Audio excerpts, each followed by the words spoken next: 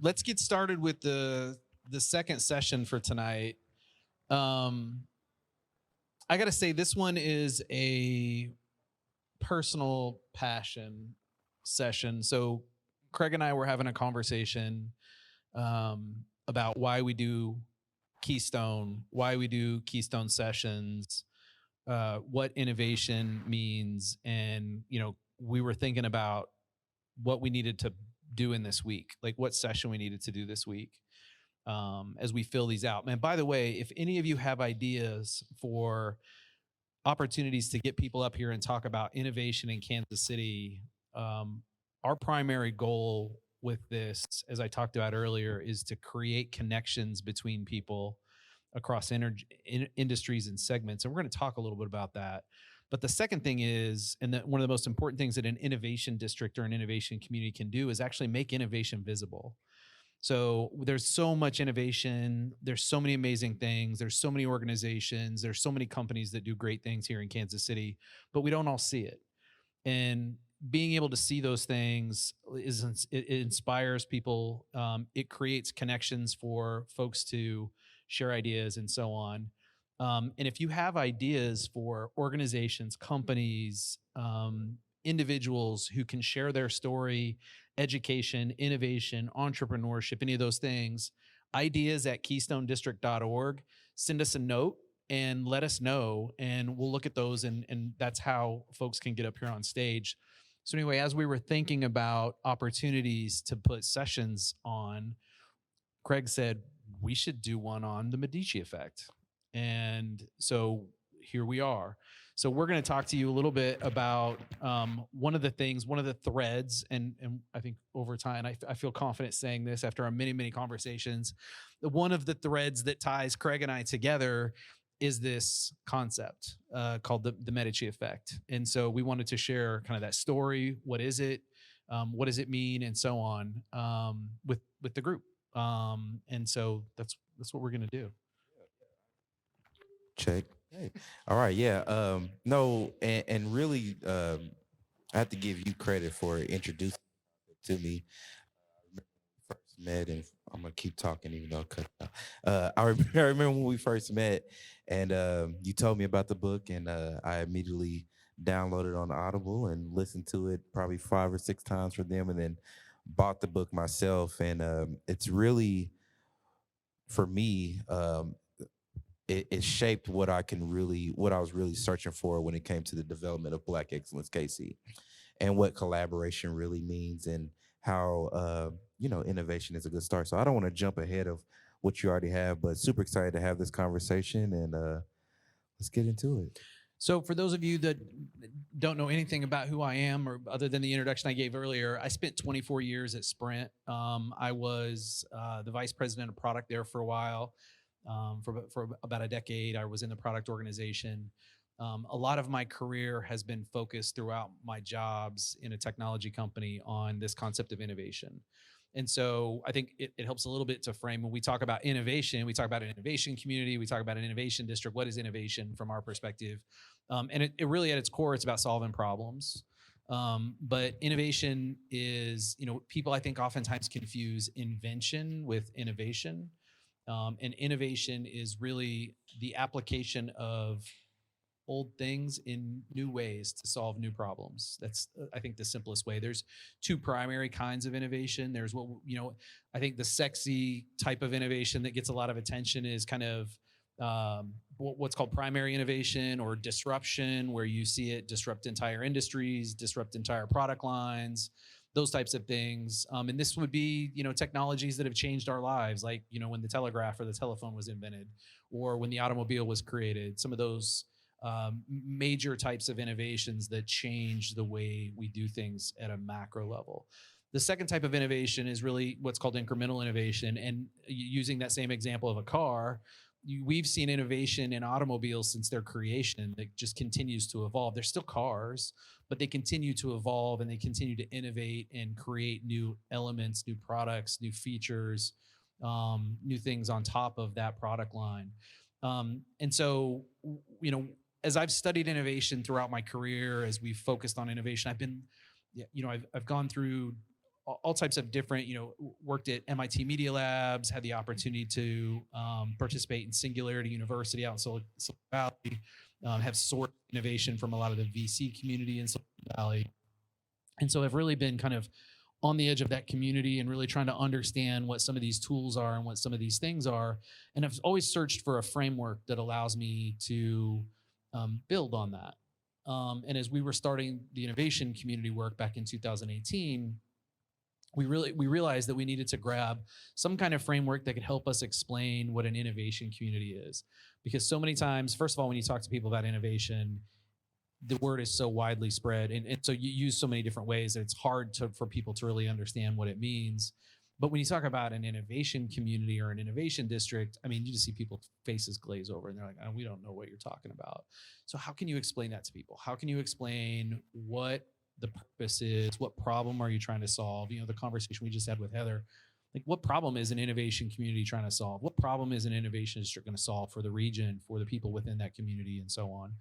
And as I was searching through, all of these various business books, frameworks that I've learned, one really jumped out, and it was it's a book that was written by a gentleman named Franz Johansson back in 2004 called The Medici Effect, and it is it's one of the I think top 10 selling business books of all times. It was republished, I think, in 2017, something along those lines, with a bunch of updates. But the premise of the book, just to explain it in simple terms, is if you guys have heard of the Medici family, they were a big family back in Florence, Italy in the 14th century. They were the largest banking family in Europe at the time.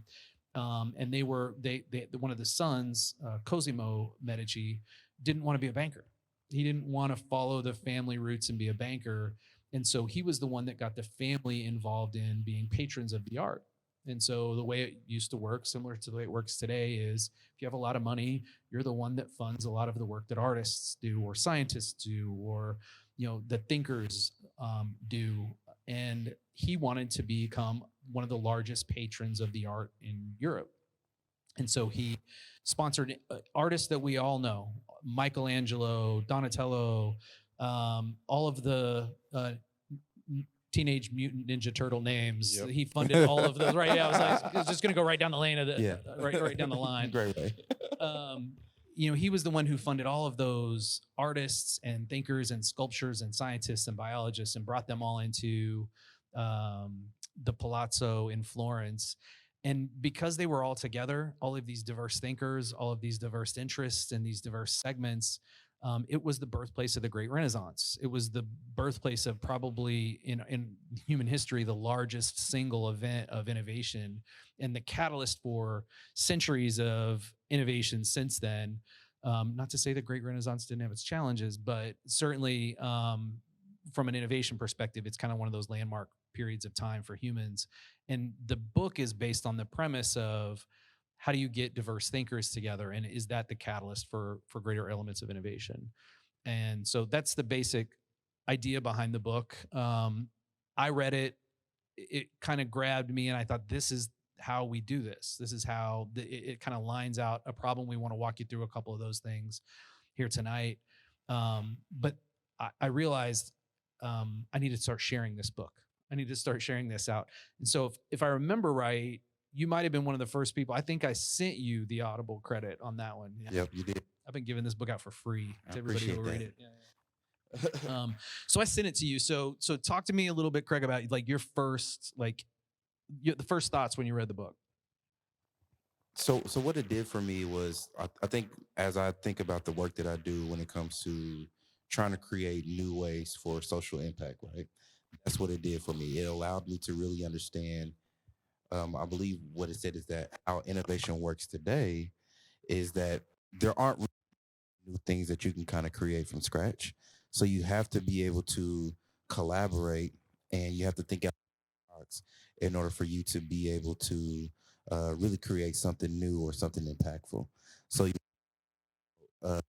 racial injustice, or when you think about, there are systems that for the Black. I'm gonna switch with you real quick, or I'm gonna go here and talk.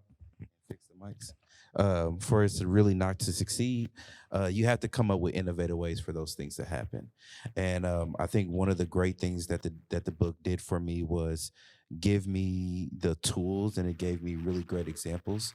I mean, even when it comes down to the chef, who there was a chef that they named in there, and he just traveled around to many different countries, and because he had that experience of going to numerous places, he was then be able to come in and redesign, or also in a sense kind of change how cuisines were done overseas. And so was super excited to have those types of tool to kind of lean on, to really understand what it took for us to really have Black Excellence KC kind of become what it is today. So I don't want you to walk away thinking that this is a history book, because what it does is it really kind of lays out the history of that family as an example of this. And then the book goes on to talk about all these case studies where the diversity of thought, the diversity of sectors have come together and have changed some of the things we've done. And some of the examples they give are, how biomimicry, like how some of the amazing innovations that we've seen in architecture or in technology have come from technologists actually working with biologists to understand how insects or how plants operate. And then they have created technologies that mimic those biological things. Great examples are some of the greatest innovations that are really lowering the cost of solar panels come from the study of how leaves collect sunlight and do photosynthesis. And so that was one of the examples that they talk about in the book. One of the other examples is, how there's a large mall in I think it's Zimbabwe, Yep. where they looked at how ants create their structures, and they created a self-cooling building that has no air conditioner in one of the hottest places in the world, based on this study of how ants operate and so on. So it's this idea that if you can get diverse thinkers and diverse people together, I think so often now when we talk about diversity, we focus on, and rightfully so, we focus on, racial and gender diversity when we think about diversity. What we have lost sight of is getting diverse thinkers in a room, and the power of cross-functional teams, the power of, getting people. Oftentimes, if we're asked to go solve a problem, the first thing people do is like, let's get everybody who knows something about that problem together in a room. What you really want to do is you want to go get some of the people, get some of those people together in a room, but go get some of the people in a room that know nothing about that problem and present that problem to them, and have them tell you what they hear, or them tell you about their life experiences or what they do and how that relates to the problem, because that's where true innovation starts to happen. Because you start to look at it through a different lens, and you start to get different perspectives that are introduced into that conversation. Yeah, because as you think about the industries or the subject matters that you went to school for, that you learned and that you studied, what it did is it created a format or a structure for you to think within.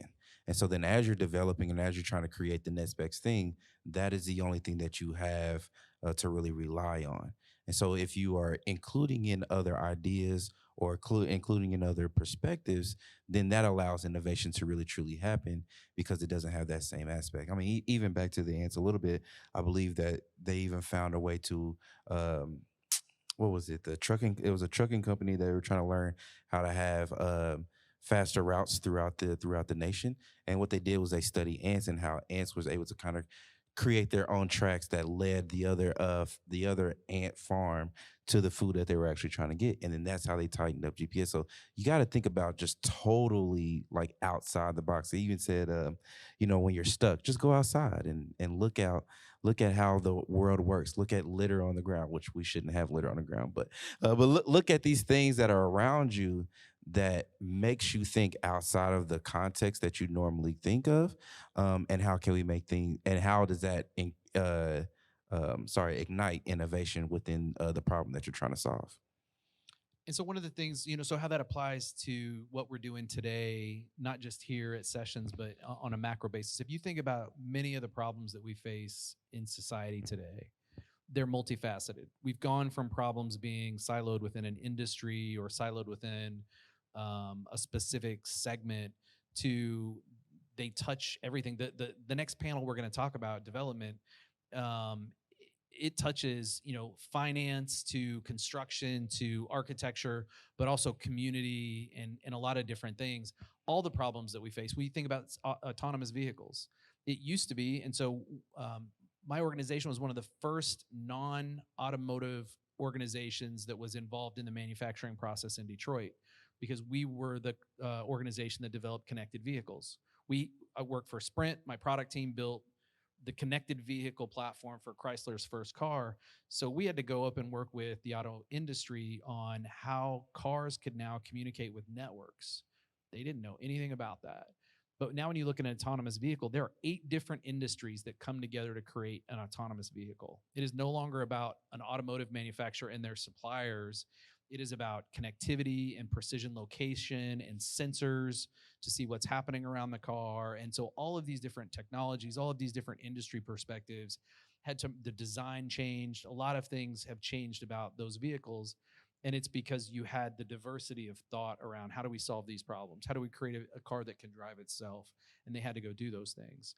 So many of the problems that we face today are multifaceted. So the value of us getting diverse thinkers, getting cross-industry conversations happening is extremely valuable.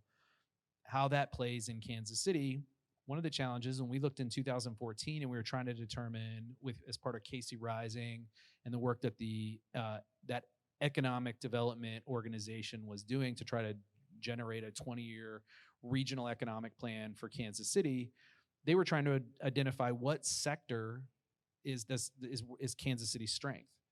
To use the Detroit example, automotive, obviously Cincinnati, consumer packaged goods, Procter & Gamble is in Cincinnati, and that's kind of the calling card for Cincinnati. Kansas City doesn't have that calling card.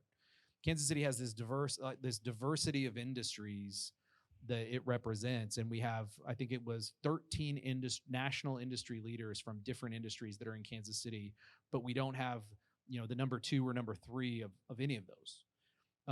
So what is Kansas City's economic strength? Well, it's that diversity. And as we look at innovation in the future, we should be able to start threading those industries together, start bringing those people together, and start creating an innovation pipeline, a talent pipeline that spans across all of those things. And that's where we think this Medici Effect and this concept really kind of comes into play with what we're trying to do.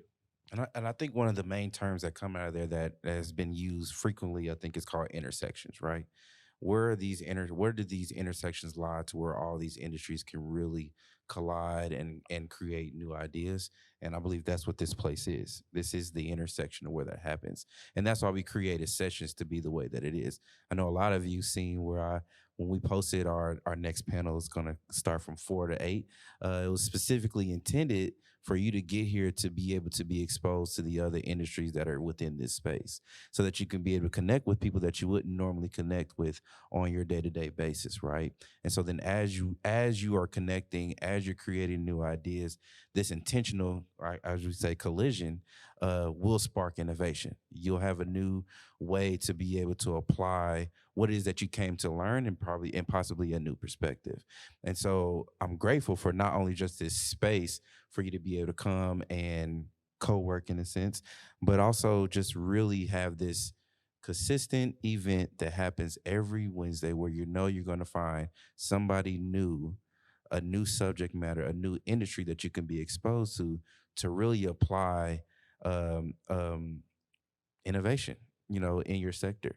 And so I think this is that intersection, and just happy to be a part of it. So I think we're going to go through the 6 principles of the 6 rules. Six the 6 rules. rules of the Medici Effect. Oh gosh, probably they're good. It's yeah, good. yeah, no, yeah.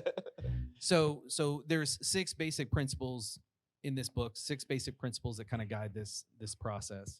And the first one, and kind of this overarching theme, and you've heard me say this a little bit, all new ideas are the combination of old ideas. And so the focus there is, how do you get people that own these old ideas together? And how, as a leader, or how, as someone who's focused on innovation, do you focus on ensuring that you have diversity in the conversation, that you have diversity of perspectives, diversity of cultures, diversity of technologies? Like, that is the really important thing. Get the owners of the old ideas together, that creates new ideas, right? And all new ideas are really a combination of old ideas. And that's one of the first I think, principles that's in the book. I'm gonna let you run through all this because you were the master of the book. So I'm just gonna. I just read it and then gave I'll it and then chime in. gave it I'll to chime in. people. Not all combinations of old ideas are equal, right? And so this again goes back to that idea of how do you get those diverse thinkers in a room. I did take some notes, so I do want to make sure. There's the idea of loosely coupled ideas versus tightly coupled ideas.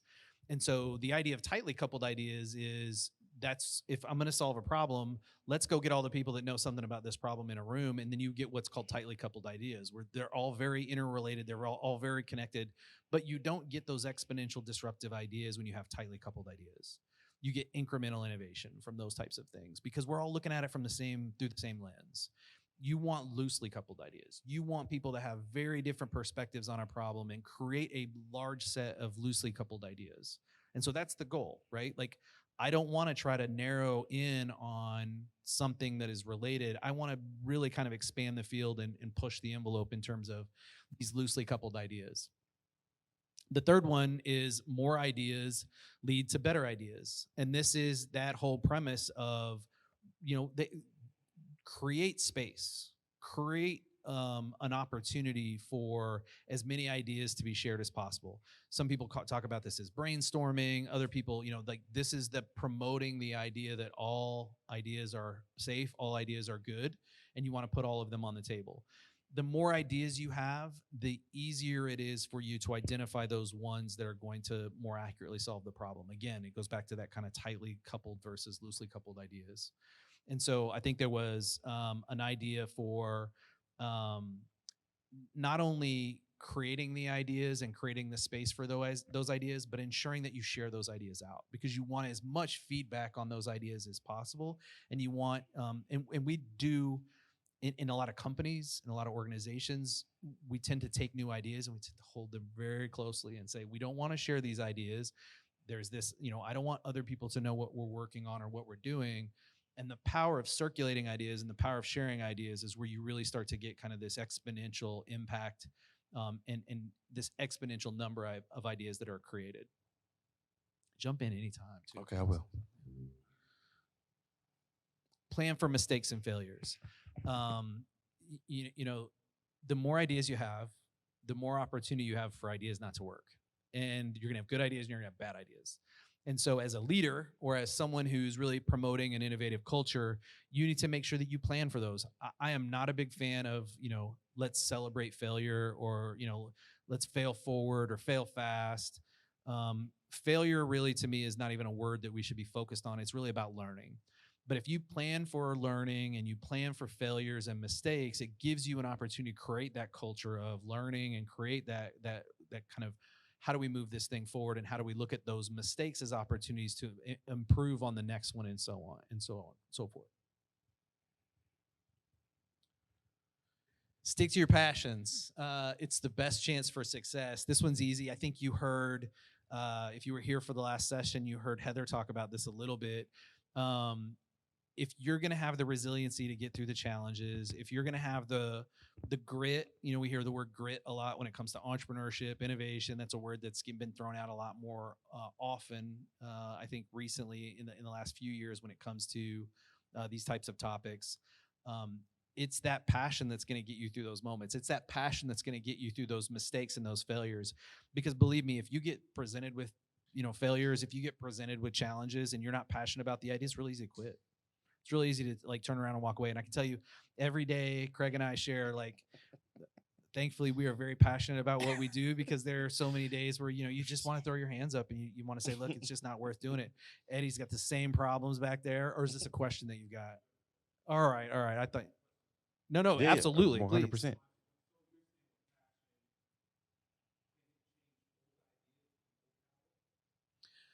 These things are all, I think, collective, and they're not exclusive rules. They kind of build on each other.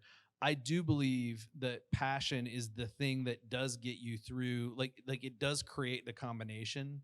Is that the passion that you have as a holder of an old? If you're a holder of an old idea, and you run into somebody that's got another old idea, that shared passion is what makes those new ideas stronger, right? And it gives you kind of like that superpower of being able to explain, persist. I don't know. I think also too that passion is the impact, right? Your passion is to create an innovative way to solve a problem. And sometimes those old ways do not allow you to reach that goal. And so then as you're thinking about innovation and you're coming into new perspectives, you are passionate enough to be able to be humble enough to hear new ideas so that you can ultimately reach that goal that you want to attain. I hope I'm making sense. So like as I'm thinking about the impact of increasing Black professionals opportunities in Kansas City, there have been ways that have been out there that doesn't necessarily speak to the root cause, you know. And a lot of people that I talk to on a daily basis, they feel like they're doing the work. But me coming in with a new perspective, because they're passionate about doing the work, they are now willing to kind of lay down what they were doing and apply a new way to doing it. So that passion really is what continues to ignite them to kind of go through and still have those old ways, because I need that wisdom of what you actually failed at, right? So that I don't go through that. But then also you have that ability to be able to accept a new perspective. One of the examples in this space that um, I've heard talked about recently in Kansas City is medical devices. That's a strength of Kansas City, an emerging strength of Kansas City from an entrepreneurial perspective. And you have engineers who are passionate about creating devices and doing the physical, hardware engineering piece of it. And they share that passion. They share that those experiences, and they believe in those things so much. And then when you introduce them to people in the medical community who are trying to solve for outcomes and trying to solve problems with patients or problems with treatment, and those two passions start to align, you can experiment, you can test, and those passions are that's what's going to get those teams, because they're passionate about their own things. Those combinations, they're going to get that. They're going to be able to succeed and persevere through any of the challenges they have in creating a new product. Because it's not just about having a new idea; it's about executing and implementing an idea. And that's the passion is what's going to get you to implementation, right? The passion is what's going to get you through to kind of the successful outcomes of combining those ideas. And get you out of the valley of death. Get you out of the entrepreneurial valley of death that they talk about. And the last one is really, kind of this whole idea of step into the intersection. And this was, to me, an interesting one, because this is about embracing innovation. It means breaking the mold, a breath of fresh air, injecting new life, entering a brave new world, looking for that which is unprecedented, groundbreaking, revolutionary, and reaching beyond what we already know. It means breaking down barriers, embracing differences, learning from novel cultures and fresh disciplines. It means finding the place where they connect, where ideas bump into and build on each other. The place is the intersection. The result is the Medici Effect, when concepts from one field collide with a new unfamiliar territory and an explosion of ideas emerges. This is where innovation happens.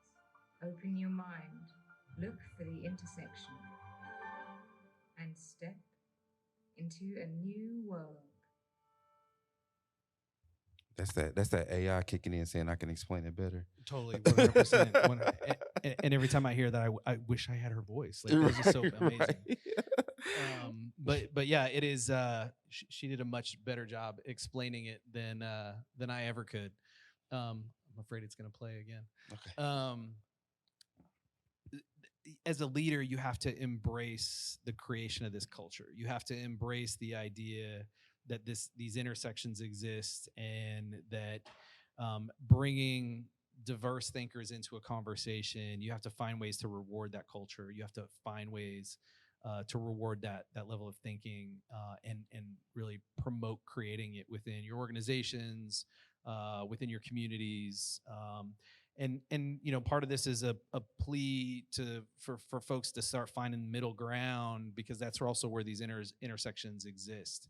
Because if we keep going down our own roads, you never find these intersections. So, you know, how can we come together and really embrace that power of trying to solve things together, even though we might share different perspectives.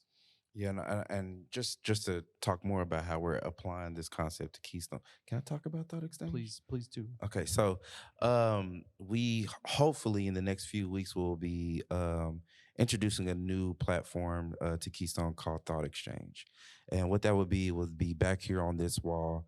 We will present 3 different problems: a problem from the business aspect, problem from a community sourcing aspect, and then also innovation technology. Okay. Yep. I was there. Innovative technology. That's what I was going to say. And technology. You will then have the opportunity to interact with those problems. And what Thought Exchange allows you to do is create what I like to call a faceless input, right? The only information that we'll take down about the participant who is participating in this thought exchange is just where not necessarily age or race or anything like that, but what is the industry that you come from? What is the perspective that you currently have on this idea? And what we can do with that is, for the example that they gave us when they were demoing out to us, they asked the Peloton community, what is something that you want to know from the Peloton CEO? It was, what recommendation would you have to There the we go. new CEO of Peloton? Yeah, I'm gonna let you carry it on. Yep. So the question that was posed, this is an enterprise software platform. You can go to thoughtexchange.com. It's a startup out of Canada.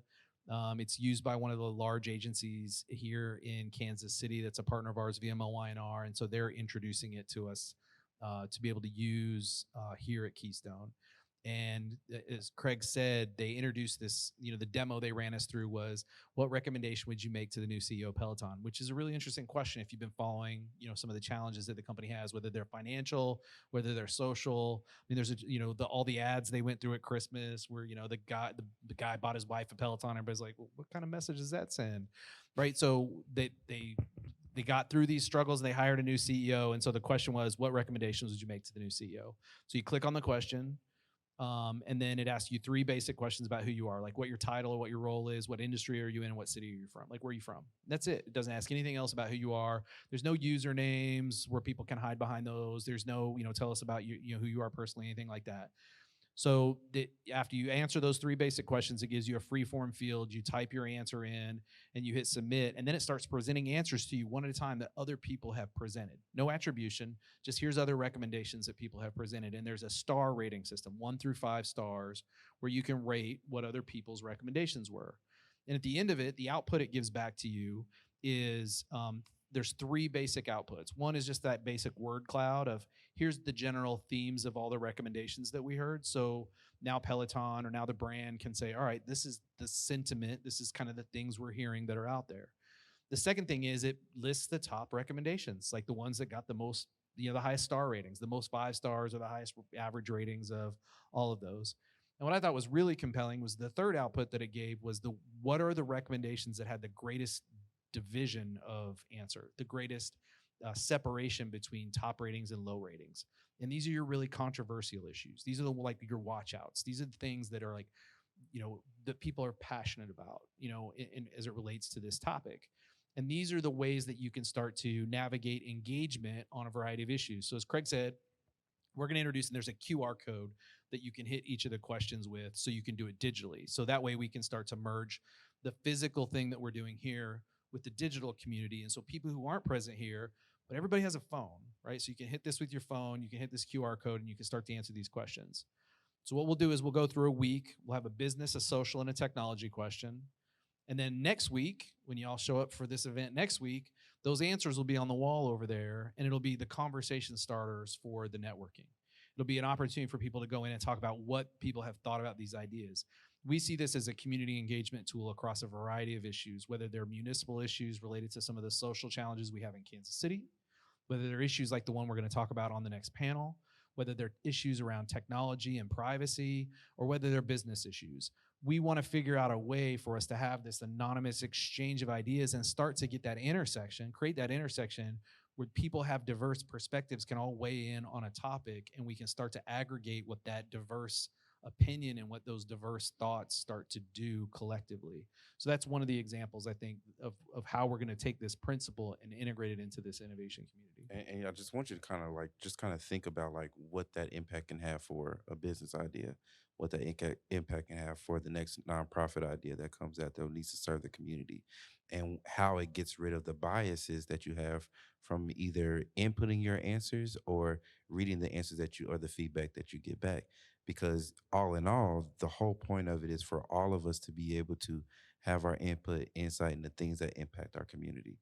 And so that's why it's important for us, and that's why we're really strategic about creating these intersections, so that you all can be able to connect with each other, connect your ideas with each other, and then ultimately make Kansas City the city that we know it can be. I mean, and I think that's the great part about it. What I would like to say about us having so many diverse industries in Kansas City is that if we leverage in on being an